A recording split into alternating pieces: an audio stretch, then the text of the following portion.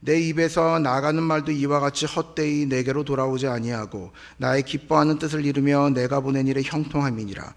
너희는 기쁨으로 나아가며 평안히 인도함을 받을 것이요 산들과 언덕들이 너희 앞에서 노래를 바라고 들의 모든 소함과 손뼉을 칠 것이며. 함께 읽습니다. 잣나무는 가시나무를 대신하여 나며 화석류는 찔레를 대신하여 날 것이라. 이것이 여호와의 기념이 되며 영영한 표징이 되어 끊어지지 아니하리라. 아멘. 네, 오늘 이사야 55장 말씀을 읽으셨지만 읽는 것만으로도 쉽지 않은 성경이에요. 어렵죠?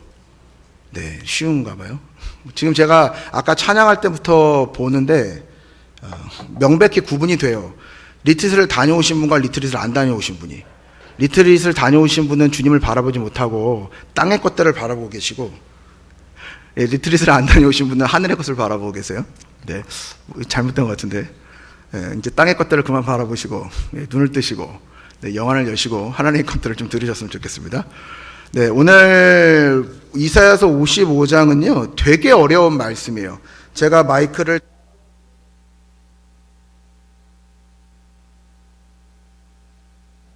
이사야서 55장은 되게 어려운 말씀인데 제가 밑으로 내려가서, 제가 사실 이 강단이 좀 어색해요 개인적으로.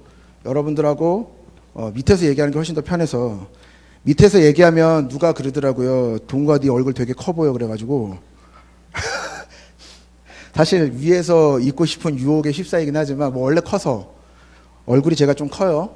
제가 군대에서 모자가 맞는 모자가 없어요. 59호 사이즈가 군대에서 제일 큰 건데요, 안 맞아요. 안 믿으시겠지만 진짜예요. 그래서 제가 항상 별명이 대갈장군이었어요. 네. 제가 이제 왜 시작을 저를 디스하는 것으로부터 시작을 하냐면 외모가 주님 보시기에 별로 중요하지 않다라는 거예요. 믿으십니까? 뭐 잘생기시고 아름다우신 분들은 조금 뭐 괜찮으시겠지만 저같이 외모가 좀 좋지 않은 친구들은 간혹 외모에 컴플렉스를 갖는 경우를 제가 조금 보기는 했어요. 또 오늘 말씀은 사실 되게 중요한 말씀이기 때문에 여러분들의 컴플렉스를 다 걷어버리시고 오늘 하나님이 무엇을 말씀하시는지 좀 들으셨으면 좋겠습니다. 사실은 다른 말씀을 준비했었어요. 마태복음 5장에 있는 산상수훈을 가지고 준비해서 여러분들에게 조금 이제 연속성 가운데 왕 같은 제사장인 베드로 말씀, 베드로 전후서에 있는 말씀들을 제가 2달 동안 했었고, 이번 주에는 그 말씀들을 활용할 만한 이야기를 좀 하려고 했었는데, 그거보다는 청년 한 명 한 명이 얼마나 중요한 포지션을 갖고 지금 우리 요한서울교회에 있는지 좀 알았으면 좋겠어 말씀을 좀 바꿨습니다. 말씀을 바꿨는데 너무 어려운 말씀을 준비해서 좀 집중하고 들으셨으면 좋겠습니다. 오늘 말씀은요, 사실은 54장 17절부터 보셔야 정확한 말씀이 됩니다. 54장 17절 말씀 우리 화면에 띄워주시면 한번 같이 읽어볼게요. 한번 읽어보겠습니다. 시작. 일어나 너를 대적하여 송사하는 모든 이는 여호와의 종들의 기업이요 이는 그들이 내게서 얻은 공인이라. 여호와의 말씀이니라. 아멘. 오늘 말씀을 17절 말씀을 보면 세 부분으로 나눠져 있어요. 너를 치려고 제조된 모든 연장이 쓸모없는 것이라. 첫 번째. 두 번째는 그 다음에 일어나 너를 대적하여 송사하는 모든 혀는 내게 정죄를 당하리니. 두 번째. 세 번째는 이는 여호와의 종들이 기업이요 이는 그들이 내게서 얻은 공인이라. 여호와의 말씀이니라. 아멘. 오늘 이 한 절만 가지고 55장 전체를 대변할 수 있어요. 무슨 말이냐면 그 어떠한 연장도 사실은 우리를 공격하라고 하는 연장들은 쓸모없다는 거예요. 왜? 주님이 계시니까. 어떤 것으로도 공격받지 않고. 두 번째는 너를 송사하려고 하는 그 간악한 혀들이 다 정죄를 받을 거래요. 근데 세 번째 정말 중요한 건 이는 여호와의 종들의 기업이에요. 여러분들이 여호와의 종들이에요. 그리고 이는 그들이 내게서 하나님에게서부터 얻은 공의로운 것이더라. 공평한 것이더라. 그것이 바로 여호와의 말씀이니라. 이렇게 시작합니다. 사실은 이 54장 17절 2절의 인칭과 뒤에 있는 인칭이 조금 달라요. 그래서 첫 번째 앞쪽이 계속 단수로 이야기를 합니다. 너, 나, 뭐 이런 식으로 이야기하는데 이제 그 다음부터는 무리를 지어서 너희들, 우리들 이렇게 이제 하나님이 얘기해요. 그래서 오늘 55장의 말씀은 한 명만을 위한 말씀이 아니라 공동체를 향한 말씀이에요. 그래서 55장 말씀은 끝까지 끝날 때까지 복수로 끝난다는 거, 복수로 사용된다는 것이 55장의 특징입니다. 이사야 55장의 말씀을 나누시면서, 우리 함께 지금 나누면서 꼭 명심해야 될 사실 한 가지 전제 조건은, 교회는 만민이 기도하는 집이라는 대타이틀이 하나 있어요. 물론 오늘 이사야서 55장에선 단 한 구절도 그러한 내용들을 살펴볼 수 없지만, 기도가 무엇인지 여러분들이 오늘 한번 그 의미를 조금 마음에 스스로 한번 고민해 보면 좋겠습니다. 교회는 만민이 기도하는 집입니다. 맞죠? 여기에 의심하시는 분 아무도 없습니다. 그래서 이 기도하는 집은 누구나 섬길 수 있어요. 어떠한 직분이나 어떠한 나이나 어떠한 연령에 상관하지 않고, 저는 여러분들이 그 만민의 한 사람 한 사람에 들어가시는 분이 되시길 축복합니다. 55장을 사실 결론적으로 이야기하면 55장은 예루살렘이 복구될 거다라는 얘기예요. 회복될 거라는 말씀을 사실 이스라엘 백성들한테 하고 있어요. 그래서 원래 54장 17절부터 56장 8절까지 가야 이 전체 내용이 끝나지만, 오늘은 56장 쪽은 보지 않고 55장만 좀 볼게요. 56장 쪽에 가면 여러분들이 공의의 안식일을 지키고, 이렇게 써 있어요. 공의를 지키고 안식일을 지키고 모든 예배에 참여해야 되고, 이제 그 예배에 참여할 때는 혈통이나 종교적 완성도가 필요가 없어요. 무슨 말이냐면, 여태까지 예배 나오는 건 섞이지 않은 이스라엘 백성들이잖아요. 근데 여러분들 이스라엘 백성들 가운데 섞이지 않은 사람이 있을까요? 없을걸요? 그렇죠? 여러분, 우리 대한민국 사람들이 뭐라고 부르죠? 대한민국 사람들 동방예의지국 말고 뭐라고 부르시는지 알죠? 뭐라고 불러요? 지금 얘기했어요. 뭐라고요? 단일민족. 그렇죠? 우리나라 단일민족입니까? 아니죠. 우리나라 유전자가 몽골에게 엄청 많이 섞였어요. 우리 사람들이 DNA를 딱 쪼개갖고요, 표본 조사한 적이 있어요. 2017년도 통계로 제가 알고 있는데, 몽골 피가요, 몽골 사람들과 유전자가 저희가 35% 통일돼요. 일치돼요. 일본 사람들과 유전자가 13%가 통일돼요. 아시아 사람들이라서 그런 게 아니에요. 다행히 다행히 이런 말 하면 안 되지. 요즘 민감해. 다행히 아시아가 아닌 사람들, 큰일 날 뻔했다. 아시아가 아닌 사람들의 피는 1% 정도 섞였어요. 그리고 중국 피가 12%가 섞였고요. 우리 피 어딨지? 여러분, 우리 피가 40%밖에 안 돼요. 여러분들이 그렇게 주장해오는 대한민국의 정체성, 단일민족, 백이민족, 없어요, 그런 거. 제가 무슨 얘기를 하는 거예요? 우리 안에는 너는 예수 그리스도를 믿을만 하고, 너는 교회를 섬길만 하고, 너는 이래서 교회를 못 섬겨, 이럴 수 있는 사람은 아무도 없다라는 거예요. 심지어 우리가 정말로 아주 극악잔인한 무도한 그러한 죄를 짓고 이곳 가운데 오셨다 할지라도, 그것이 주님을 섬기는 것을 가로막는 이유는 되지 않는다라는 거예요. 오늘 그러한 얘기가 55장 가운데 있습니다. 오늘 본문 1절에 보시면 마치 장사꾼들이 부르는 것 같아요. 오호라 너희 모든 사람들아 물로 나오라, 이렇게 이야기해요. 이 말 이스라엘 사람들이 읽었던 내용을 좀 이렇게 틀어주고 싶을 정도인데, 되게 막 그전까지 이런 톤인데, 그 다음에 라 이렇게 해서 확, 그 여러분들 남대문 가면 이거 알죠? 골라 이런 거 아세요? 안 가보셔서 모르는구나. 2,000원 3,000원 2,000원 3,000원 이런 거 몰라요? 죄송해요. 여러분들하고 저하고 벌써 20년이 지났다는 거 제가 착각했어요. 웃으라고 한 건데 웃지도 않고. 너무 심각해요? 네. 심각할 때는 안 심각하고. 이렇게 모든 사람들을 이렇게 불러 모으는 겁니다. 여러분들 마태복음 말씀해 보시면, 마태복음 22장에 왕이 아들의 혼인잔치에 이렇게 초청하는 것들이 있어요. 사실 오늘 2부 때 우리 헵시바 중창단이 중창을 좀 해주셨으면 좋았을 뻔했는데, 되게 아름다운 영상과, 사실 슬픈 영상이었어요. 슬픈 영상과 찬양을 아름답게 같이 불러주셨던 부분들이 있어요. 오늘 이 마태복음 22장 8절부터 10절까지의 내용을 잠깐 말씀드리면, 왕이 자신의 아들의 혼인 잔치 가운데로 초청을 합니다. 그래서 그 초청을 위해서 자신의 종을 보내요. 그런데 그 종에게 초청으로 오세요 했던 청함을 받은 사람들이 전부 다 자신들의 일을 하고, 어떤 사람들은 신경도 쓰지 않았어요. 그리고 그러다가 또 어떤 사람들은 그 종들을 심지어 모욕하고 결국 죽여버리기까지 했습니다. 그러니까 왕이 자신의 종을 죽인 그것에 화가 나서 모든 군대를 보내서 그 종을 죽인 마을을 불살라버려요. 불살라버리고 그 마을 사거리에 나가서 악한 자든 선한 자든 성경에 이렇게 써 있어요. 악한 자든 선한 자든 상관없이 다 혼인잔치 가운데로 불러 모아서 데리고 왔다. 이것이 마태복음 22장에 나와 있는 얘기인데요. 천국에 모이는 잔치 사람들이 이렇게 됐다는 거예요. 사실 이스라엘 사람들이 그렇게 죽였잖아요. 그죠? 이스라엘 사람들이 예수 그리스도를 그렇게 죽였어요.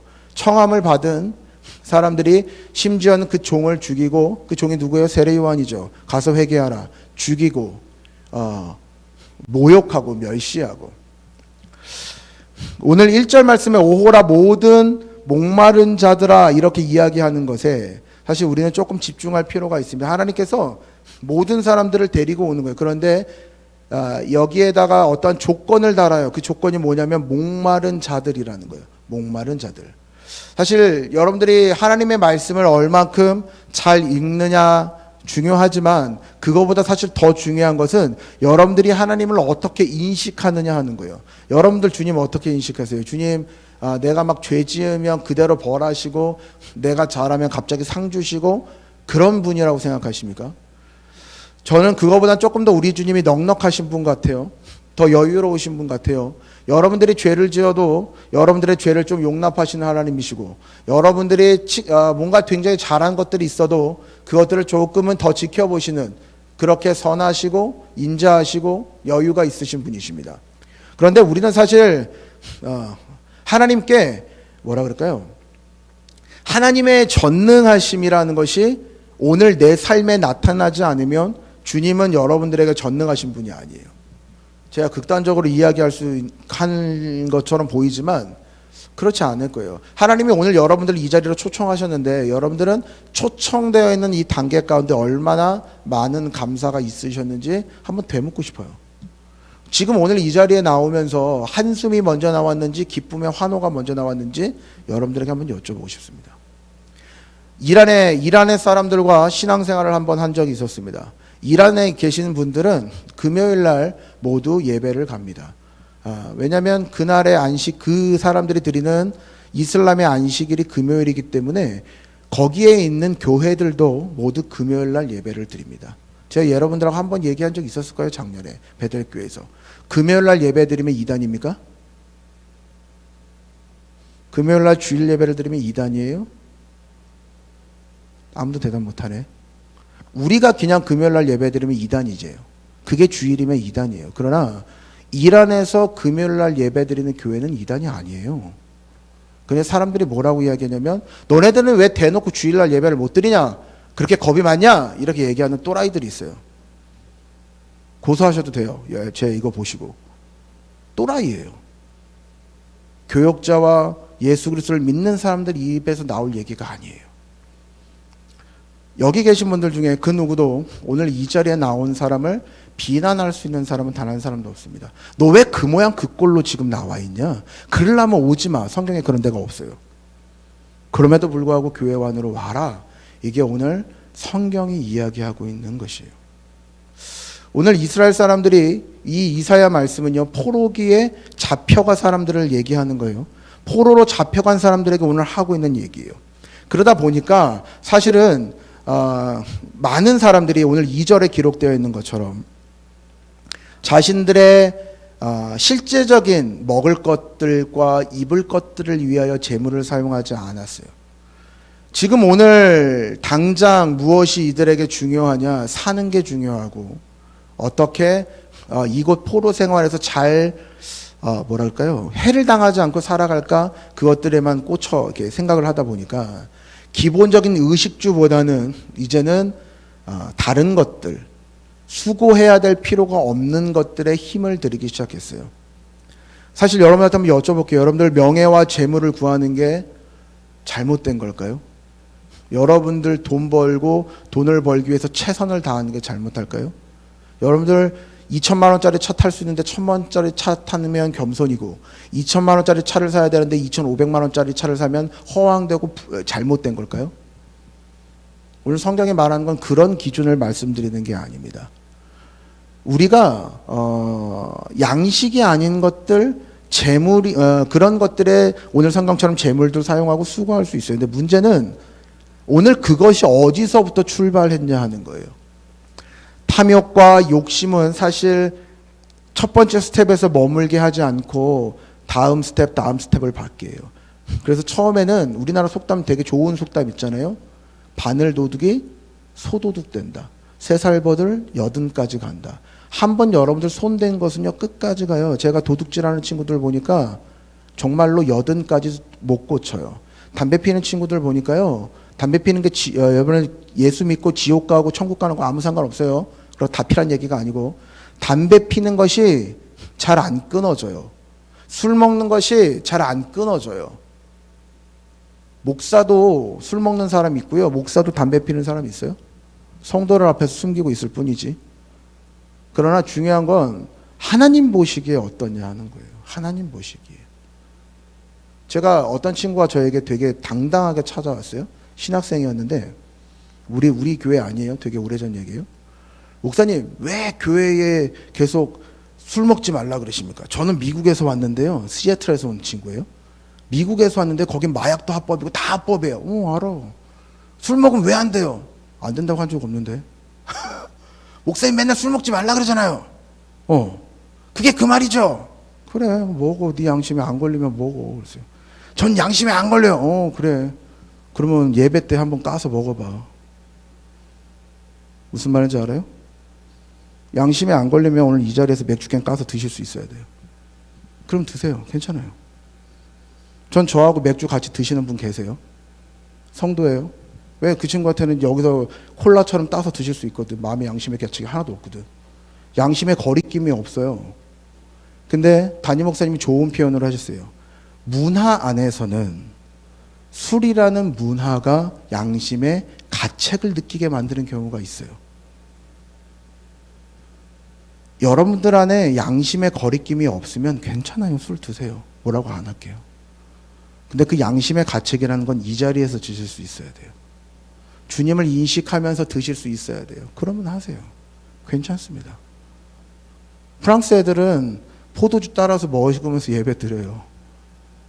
맥주 한 캔씩 따면서 예배 시간에 예배 먹어요. 진짜 그래요. 그런 애들이 있거든요. 그럼 뭐라고 안 해요. 제가 무슨 얘기하는 거냐면 여러분들의 생각과 잣대로 다 이렇게 못한다는 거예요. 얘는 귀에 걸면 귀걸이, 쟤는 코에 걸면 코걸이 그렇게 나오는 거잖아요. 근데 그거의 기준이 되는 게 뭐예요? 말씀이잖아요. 그러니까 여러분들의 명예와 권력도 사실은 그런 거예요. 하나님을 위해서 사용한다고 하지만 여러분들이 잘 살려고 명예도 갖고 싶은 거고 권력도 갖고 싶은 거잖아요. 솔직해지자고요, 우리. 그런데 우리가 잘 살기 위해서 만들어내는 것들은요, 선하면 문제가 없어요. 그런 친구들이 있었습니다. 예전에 어떤 아이가 그냥 가난했어요. 그런데 엄마 아빠가 의료 혜택을 못 받아서 돌아가셨어요. 그래서 얘는 의사가 돼야 돼. 또 의사가 됐어요. 그래서 의사 공부를 열심히 해서 의사가 됐어요. 그리고 공부를 쭉 하다 보니까 나는 병원장이 돼야 돼서 병원장까지 한 친구들이 있대요. 그러면 그런 사람들은 그것이 권력이 되지 않고 사람들을 위한 선한 도구가 됩니다. 그러나 대부분 그렇지 않다는 거예요. 성경에 써 있잖아요. 용심이 잉태한 지 죄를 낳고 죄가 장성하여 사망을 낳는 거예요. 사망을 만들어내는 거예요. 우리 대부분이 우리 안에는 욕심으로 시작되는 거예요. 그거를 우리는 뭐라고 포장하냐면 수고롭다 이렇게 포장해요. 그리고 내 안에는 욕심을 계속적으로 키워내는 게 그게 우상이에요. 그게 우상 숭배예요. 여러분들이 돈이 없으면 못 살 것 같아서 돈을 계속 만들어내면 그게 우상 숭배가 될 수 있어요. 그런데 가난해서 먹고 살 게 없어서 돈을 버는 건 우상 숭배가 아니라고요. 오늘 똑같은 자리 가운데 두 사람이 있어요. A라는 사람은 먹고 살 게 없어가지고 오늘도 일을 하는 사람이었고 B라는 사람은 돈이 충분한데 일을 하는 사람이 있어요. 더 많이 벌으려고. 둘 다 교회 못 나온 거 똑같고 이유도 돈 버는 게 똑같아요. 그러나 하나님은 A를 선하다 이해하고 B를 불의하다 얘기하시는 거예요. 먹고 사는 문제가 해결 안 되면 교회 오지 마세요. 괜찮아요. 일하세요. 그거 양심 가책 느끼지 마시고. 인터넷도 있고 예배 많잖아요. 5시 예배 뭐 인터넷 다 있어요. 먹고 사는 것도 해결 못하면서 그렇게 게으르면서 교회 오지 마세요. 분명히 말씀드릴게요. 그걸로 포장하지 말라는 거예요. 3부 예배는 청년들이 많아요. 다른 성도님들보다. 우리 청년들한테 이야기하고 싶은 거예요. 여러분들의 게으름과 욕심을 주님의 이름으로 포장시키지 말라는 얘기예요. 어떤 사람은 8시부터 일찍 와가지고 저녁 늦게까지 봉사하는 청년들이 있어요. 어떤 청년들은 이 시간에 3시에 예배 오는 것도 버거워하는 청년들이 있어요. 누가 더 옳은 건 없어요. 그러나 자기의 역량을 아시란 얘기예요. 8시부터 와서 봉사하는 청년도 거드름 피울 필요 없고 교만할 필요 없고 3시에 오는 친구도 정죄받을 이유 없어요. 그러나 핑계는 대지 말아야지. 목사님 제가 아르바이트도 해야 되고 뭣도 해야 되고 그래서 3시를 넘어요 항상. 그럼 더 일찍 올 수 있는 방법이 있을 거예요. 다른 게. 주님의 이름을 나의 의식주로 포장시키지 말라는 거예요. 격화시키지 말라는 거예요. 그냥 늦은 거잖아요. 그냥 오늘 못 드린 거예요. 그렇잖아요. 목사님 지금 이사야서 55장 얘기하면서 왜 딴 얘기하고 계십니까? 딴 얘기하는 거 아닙니다. 하나님이 오늘 이야기하세요. 첫 번째 말씀 1절에 목마른 자들아 물로 나오라. 하나님은 모든 사람이 구원에 이르게 하기를 원하시는 게 주님의 마음이에요. 그런데 그 오게 하시는 기회가 태어날 영세부터 죽을 때까지는 아닌 것 같아요. 아무리 봐도 목마른 자들이라고 하나님이 한정 짓고 있어요. 네가 나를 갈급해야 하면 물로 나오래요. 하나님이 가서 물을 떠먹이시는 게 아니라 물로 나오래요. 여러분들 우물가의 여인을 한번 생각해 보시죠. 그 여인은 목이 말라서 우물가로 넘어온 거예요. 맞아요? 맞아요? 몰라요? 땡볕 가운데 사마리아 여인이 우물로 물을 기르러 옵니다. 그 여인은 남편이 계속 죽어가지고 남편이 너무 많아요. 결혼을 하고 반복하고. 그러니 사람들이 볼 때 손가락질하는 사람이었기 때문에 사람이 아무도 다니지 않는 이스라엘의 한 여름밤 가운데 한 여름에 물을 기르러 옵니다. 근데 그때에 그 여인에게 하나님이 자유한 복음을 주시려고 미리 와서 기다리고 계셨어요. 여인은 실제적인 먹고 살기 위해서 물을 뜨러 온 건데 오늘 그 순간 그 우물가에서 주님을 만났어요. 기회를 잡은 거예요. 하나님이 물어보십니다. 여인에 대한 얘기들을 하십니다. 그때 그 여인이 옳게 고백해요. 여기서 이제 주인이라고 이야기하지만 네, 당신이 생각하는 것처럼 저는 남편이 되게 많아요. 당신이 생각하는 것처럼 저는 당신에게 물 한 그릇 떠줄 만한 사람이 아니고 게다가 나는 당신과 함께하는 혈족도 아닌데 이러면서 이야기하죠. 예수님이 한 가지 물어봐요. 너 정말 그 갈급함에서 해결받기 원하냐? 근데 여인이 나중에 깨닫잖아요. 네, 진짜 그렇습니다. 그때 예수님이 복음을 주는 거예요. 복음이 들어가니까 여인이 기뻐 뛰었어요. 마을로 들어가서 복음을 전했어요. 여러분들 지금 만약에 오늘 이 순간 여러분들 마음 가운데 갈급함이 좀 사그러들어져 있다면 하나님의 말씀에 대한 은혜가 여러분들을 막 이렇게 뛰게 하고 있지 않다면 심각하게 고민해 보여야 됩니다. 오늘 그러니까 어저께까지 저희가 청년대학부가 리트릿을 갔어요. 대학부 친구들이 많이 못 가서 조금 아쉬웠는데 뭐 한 거 없어요. 그냥 먹고 놀고 먹고 놀고 먹고 놀고 그리고 왔어요.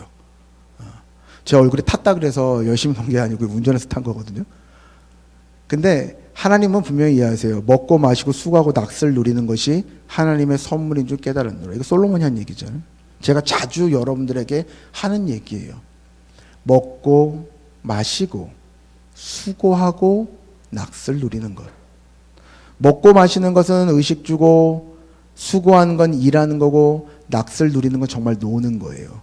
그 모든 것이 하나님의 선물인 줄 깨달았다는 거예요. 믿으십니까? 오늘 사실 오늘 1절만 제가 계속 얘기하는 것 같은데 오호라라고 시작된 이 말은요. 우와 이게 아니고요. 감탄사가 아니에요. 슬프다 슬프다 슬프다 이 슬프다라는 의미가 이 호이라는 단어 안에 들어있어요.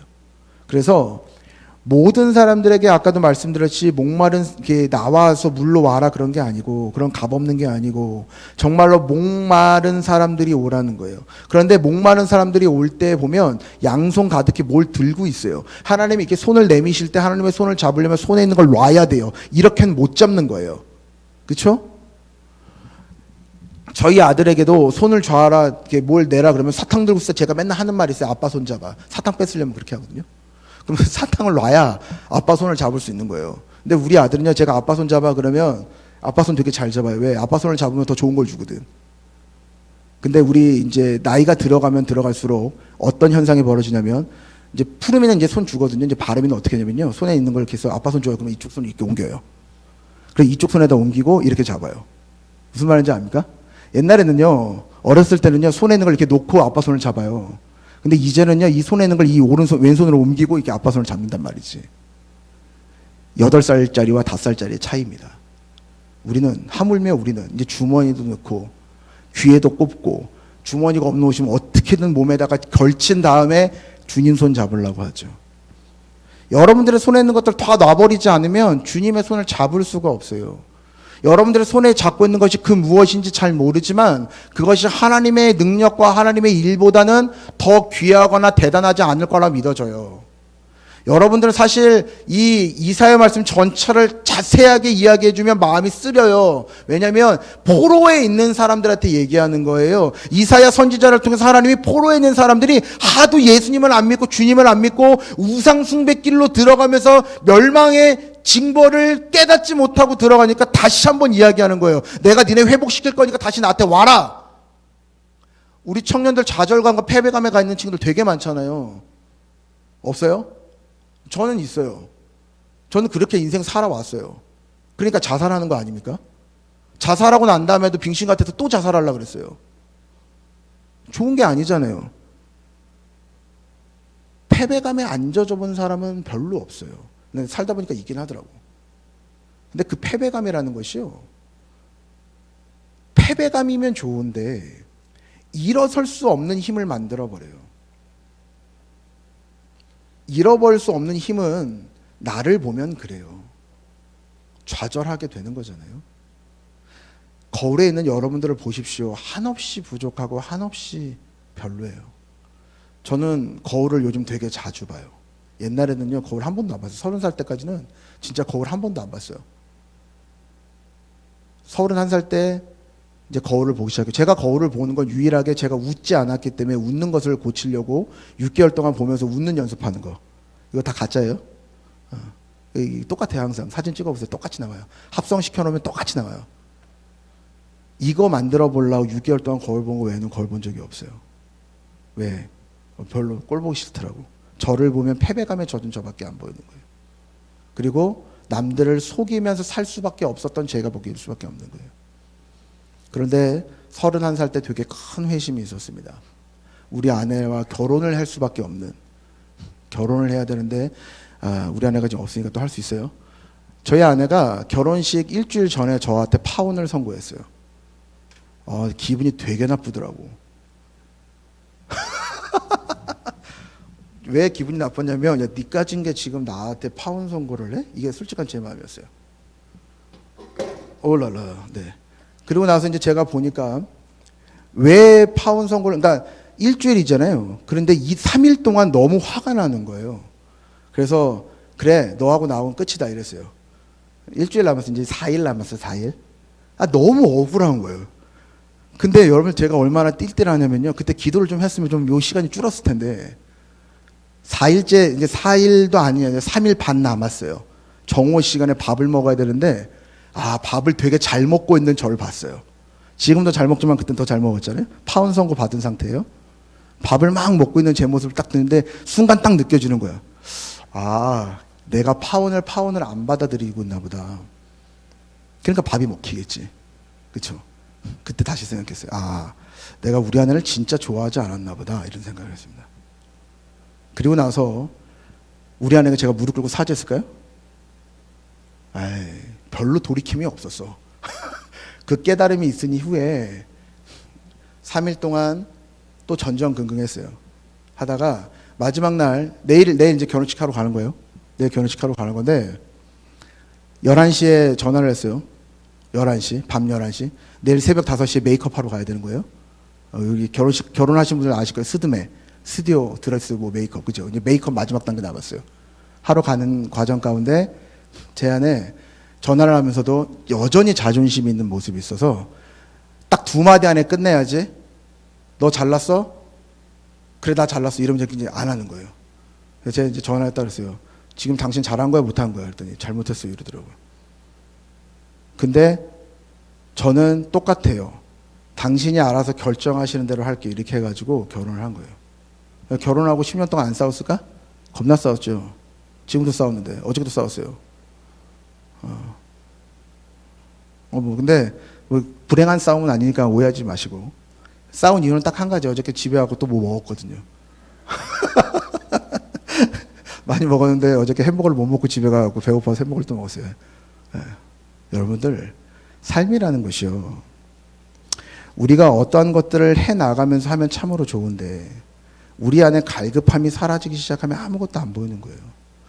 저희 아내와 2년 7개월을 만났지만 제 연애 얘기하는 게 아니고 2년 7개월 동안 아주 갈급하면서 우리 아내 만나러 다녔지만 결혼식이 딱 시작되면서 안도감이라는 게 들어왔어요. 백수진이라는 사람은 내 아내가 될 사람이니까 안도감이 왔어요. 그 안도감이 오면서부터 뭐가 들어왔냐면 갈급함이라는 게 사라지는 거예요. 우리 남자친구 여자친구 있으신 분들 잘 생각하세요. 결혼식장 들어갈 때까지는 들어간 게 아니고 들어가고 나서 손가락에 반지 껴주고 웨딩드레스 입혀주고 결혼식장 통과해서 나왔다고 끝난 게 아니에요. 우리 집사님들도 마찬가지예요. 끝까지 내 남편이 사랑스러워야 되고 내 아내가 사랑스러워야 되고 그 아내와 남편에 대한 갈급함, 좋은 갈급함이 있어야 관계는 아름답게 유지가 되는 거예요. 자녀들에 대한 것도 마찬가지예요. 친구에 대한 것도 마찬가지예요. 내가 니한테 뭔가 해줬잖아, 이렇게 시작하면 이제 끝난 거예요. 그러니까 그거는 볼 필요도 없어요. 오늘 하나님 말씀 가운데 그렇게 시작하는 거예요. 정말 너 나한테 갈급하니? 너 정말로 나한테 갈급하니? 그러면 그 다음 절에 있는 말씀은 그러면 한번 나와 봐라, 이렇게 하시는 거예요. 그럼 다 해결되는 거예요. 포도주도 사라. 돈이 없는 사람들한테 돈 없는 자도 분명히 나오라 그랬잖아요. 그런데 포도주도 사고 뭐 먹을 것들 다 사래요. 주님이 다 채워주시겠다는 얘기예요. 우리의 갈급함 가운데 주님을 만나실 수 있기를 예수 그리스도 이름으로 축복합니다. 하나님이 가는 길에는 사실 딱 한 가지예요. 여러분들 오늘 7절 말씀에 보시면, 죄송합니다. 6절 말씀 잠깐 먼저 볼게요. 6절 말씀 함께 보도록 하겠습니다. 이사야서 55장 6절 말씀 우리 함께 읽습니다. 시작. 너희는 여호와를 만날 만한 때에 찾으라. 가까이 계실 때에 그를 부르라. 아멘. 여러분들, 하나님을 만날 만한 때가 있는 거예요. 1절과 5절 말씀에 같이 가는 거예요. 하나님의 말씀을 만날 때 하나님 여호와가 나를 부르실 때가 있는 거예요. 그런데 그때에 뭐라고 써있냐면 주님이 나를 부르신다고 써있지 않고 그가 계실 때에 그를 부르라, 이렇게 써있어요. 하나님을 부르라. 하나님이 옆에 계실 거니까 믿고 외치라. 예레미야 33장 3절이랑 똑같잖아요. 부르짖으라 그래야만 내가 응답하겠고, 똑같아요. 하나님의 방식은 내가 다 해주는 게 아니고 네가 나를 찾으라 그러면 찾게 해줄 거고, 두드리면 열릴 것이고, 구하면 구하게 하신다는 게 주님의 법칙이에요. 하나님의 파트와 우리의 파트가 따로 나눠져 있는 거예요. 주님이 준비되시려고 주려고 다 준비해놨는데 우리가 아무것도 안 찾으면 꽝이에요.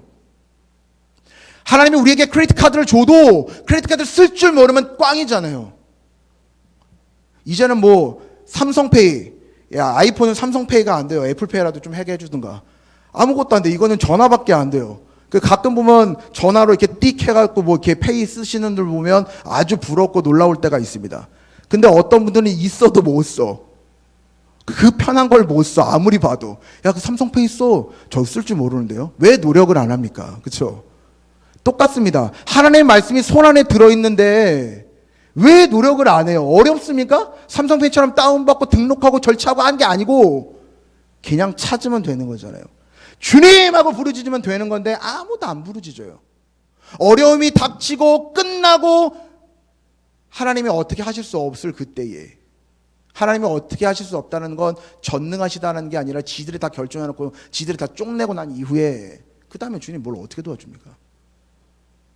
이스라엘 백성들이 그랬어요. 주님 찾지 않고 주님 안 나타난다고 하니까 우상 숭배하고 소 만들고 여전히 우상 숭배해가지고 포로로 끌려갔는데 깨닫지 못하고. 우리 똑같아요. 지금 여러분들 비상대책위원회 세워졌는데 기도하십니까? 우리 김명천이하고 강지현이가 청년 대표로 세워졌는데 기도하십니까? 안 할걸요? 몇 명이나 할까요? 제가 불신이 있어서 여러분들 못 믿어서 그럴까요? 안 할걸요? 오늘 나는 비상대책위원회 우리 청년들 2명을 위해서 10분 이상 기도했다. 손 들어보세요.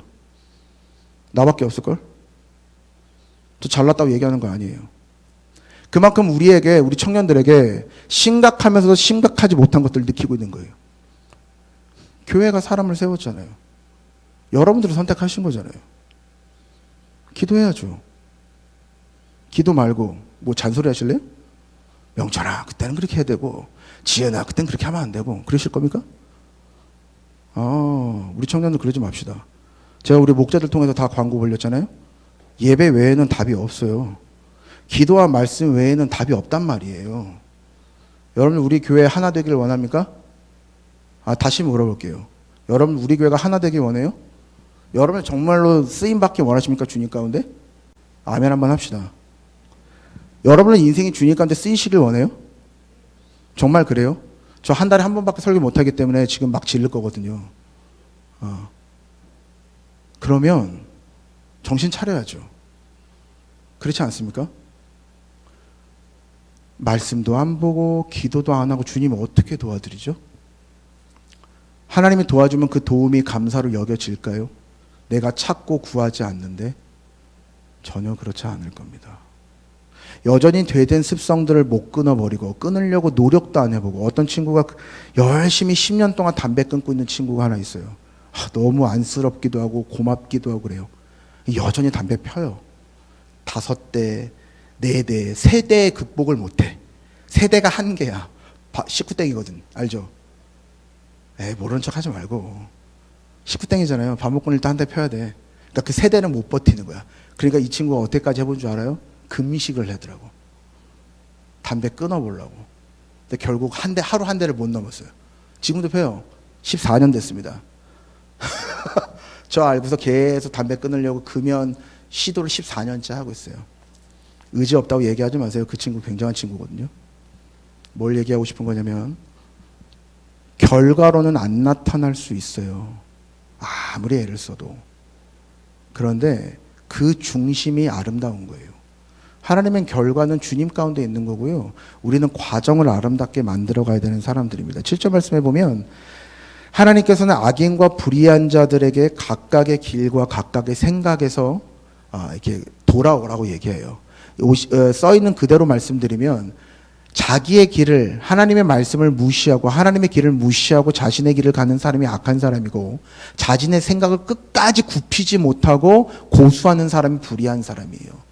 근데 그러한 사람일지라도 주님 앞으로 돌아오면 하나님이 긍휼히 여기신다잖아요.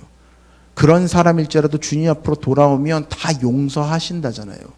그게 오늘 1절 말씀이에요. 오호라 목마른 자들아 물로 나와라.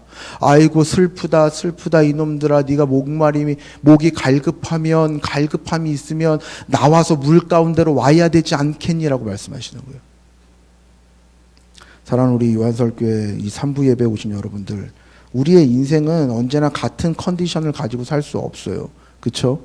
그러나 주님의 일을 하고 주님의 이름으로 살아가는 사람들에겐 같은 컨디션은 아니지만 평강과 평안이 있어요. 슬프고 괴롭고 외롭고 짜증이 날 때더라도, 오늘 9시간 동안 짜증이 났는데 주님 가운데도 1시간의 예배 만에 마음의 평강을 찾아요. 물론 그 후에 10분 만에 도루묵이 될 수 있지만 잠시 잠깐의 평강과 평안이 여러분들의 인생을 지배하는 줄 믿습니다. 우리의 인생을 되짚어 보면 90%는 안 좋은 일이고 10%는 좋은 일이에요, 사실. 그렇죠? 근데 뒤집어 보면 90%는 감사할 일이고 10%는 그저 그런 거예요. 불의하고 괴롭고 힘든데도 살아 있잖아요. 어렵고 힘든데도 불구하고 나는 내 것을 나눌 게 조금이라도 있잖아요. 제가 해외를 조금 많이 다닌 편인데, 여태까지 만났던 친구들 중에 가장 저를 가슴 아프게 했던 친구들이 필리핀에 갔을 때예요. 필리핀에 갔더니 물론 이렇게 아주 못 사는 동네는 아니었고요. 조금 필리핀에서 그래도 중심가에 있는 친구였는데, 우리 선교사님들 교회에 나오는 아이였어요. 이제 선교사님들이 아이에게 돈 주지 말라고 합니다. 필리핀이나 이런 데 선교지 가면 알아요. 왜냐면 돈 맛을 알기 시작하면 선교지에 온 사람한테 돈을 달라고 하기 때문에 그래요. 그런데 한 아이가 저에게 노골적으로 목사님 10불만 주세요 그러시더라고요. 10불. 10불 큰 돈 아니잖아요. 10,000원이잖아요. 그죠? 주려고 애를 썼는데, 그때 옆에 이제 우리 같이 갔었던 집사님 한 분이 계셔서 집사님이, 목사님, 선교사님이 돈 주지 말라 그랬잖아요. 그래서 예, 그렇죠. 그래서 집사님 없을 때 없을 때 이렇게 10불을 줬어요. 10불을 이렇게 줬더니 주고 계속 찜찜한 거야. 계속 찜찜해. 왜냐면 걔가 어디를 안 가고 설거지를 하고 막 이러고 있더라고요. 10불을 줬어요. 10불을 주고 난 다음에 그 아이가 너무 이제 제 마음에도 좀 선교사님 말씀을 안 들은 거라 찜찜해서 물어봤어요.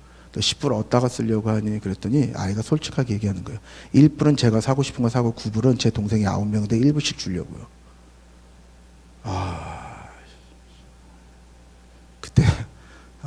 그때 처음으로 목사 된 걸 후회했어요.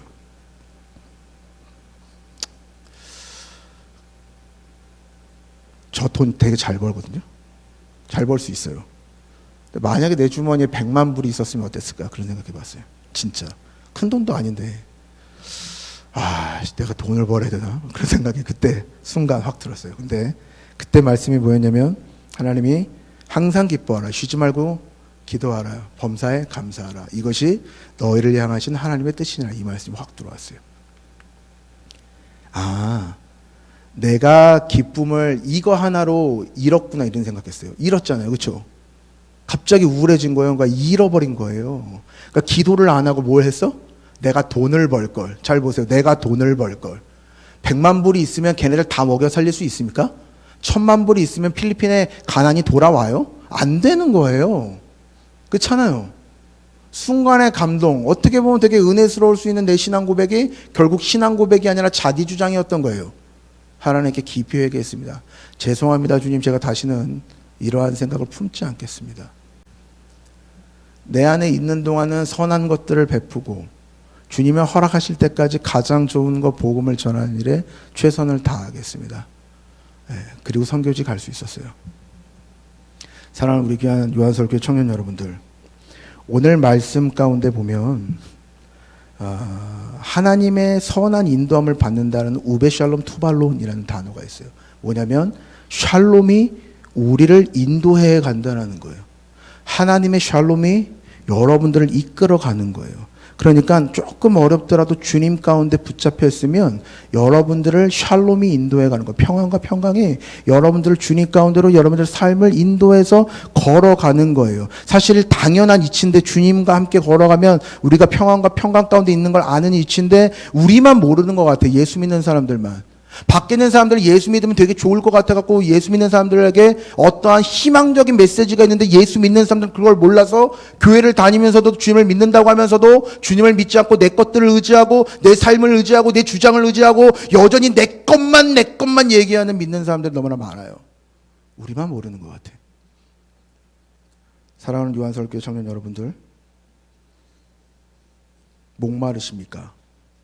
그러면 물로 나아가시기를 축복합니다. 오늘 마지막 13절 말씀을 한번 볼까요? 마지막 오늘 55장 13절 말씀. 여러분들이 한 목소리로 한번 읽어봅니다. 시작. 잣나무는 가시나무를 대신하며 화석류는 찔레를 대신하여 날 것이라. 이것이 여호와의 기념이 되며 영영한 포징이 되어 끊어지지 아니하리라. 아멘. 오늘은 두 가지 종류의 나무입니다. 잣나무와 화석류. 요건 좋은 나무고 가시나무와 찔레는 나쁜 나무예요. 사실 잣나무가 아니고 전나무예요. 어저께 우리 저랑 그 마지막 리트릿 코스 갔다 오신 분들은 전나무 보셨을 거예요. 일부러 보여드린 거예요. 전나무 어때요? 굉장히 높게 뻗어 있고 한 중간쯤 들어오면 피톤치드 냄새가 되게 강하잖아요. 전나무 냄새입니다. 전나무는 향기목에 속해요. 백향목과 같은 정도의 능력을 갖고 있고 훨씬 더 단단한 세기를 갖고 있습니다. 그런데 가시나무는 단단하기는 똑같은데요. 손을 댈 수가 없어요. 전나무는요. 껍질을 싹 벗기면 싹 벗겨져요. 가시나무는요. 안 벗겨져요. 이스라엘의 가시나무는 가시 두께가 이만해요. 신발을 뚫고 나와요.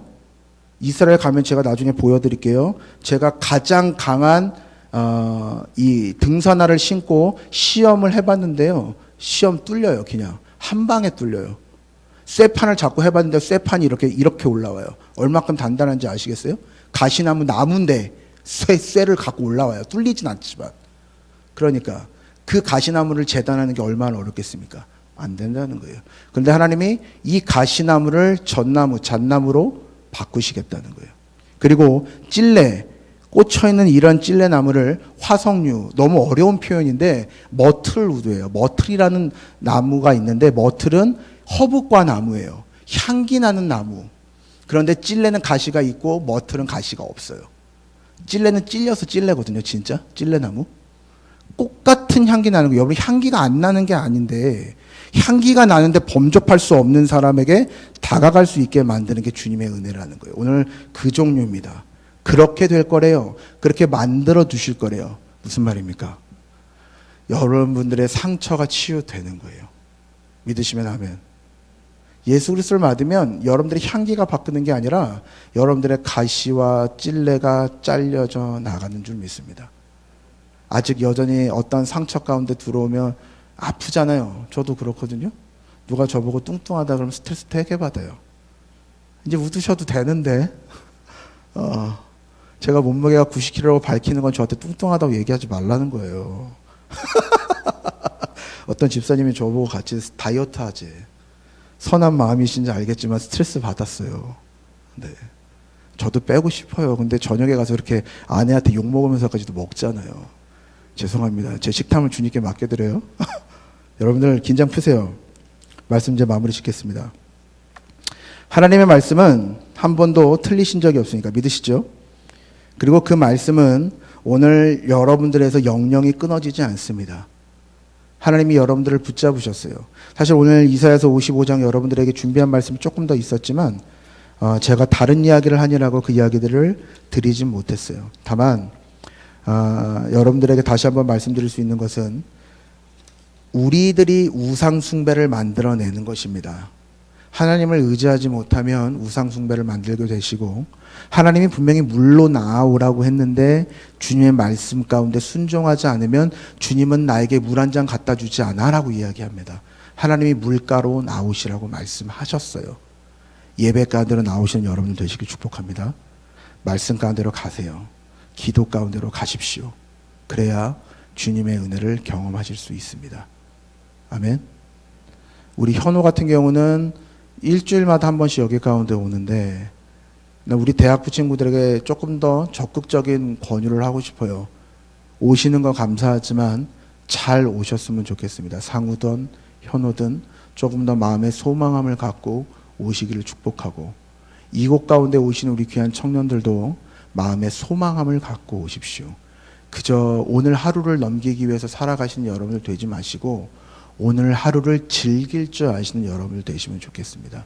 그래서 남과 나를 비교하지 마시고 하나님 안에서만 여러분들이 사시고 정말로 힘들면 기어서라도 하나님이 물가로 오라고 말씀하십니다.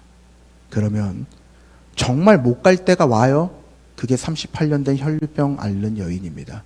38년 동안 못 갔어. 그 물 안으로 들어가면 되는데 못 갔어. 그 연모산으로 못 갔어. 38년을 그 안을 들어가려고 애썼지만 못 갔잖아요. 근데 그때 누가 왔어요? 주님이 오셨어요. 그러면 실제적으로 주님이 오실 거예요. 주님이 오실 거를 믿고 여러분들이 주님이 말씀하시는 그 물가로 나아가라는 그 말씀에 청종하며 살아가실 수 있는 여러분들 되시길 주님의 이름으로 축복합니다.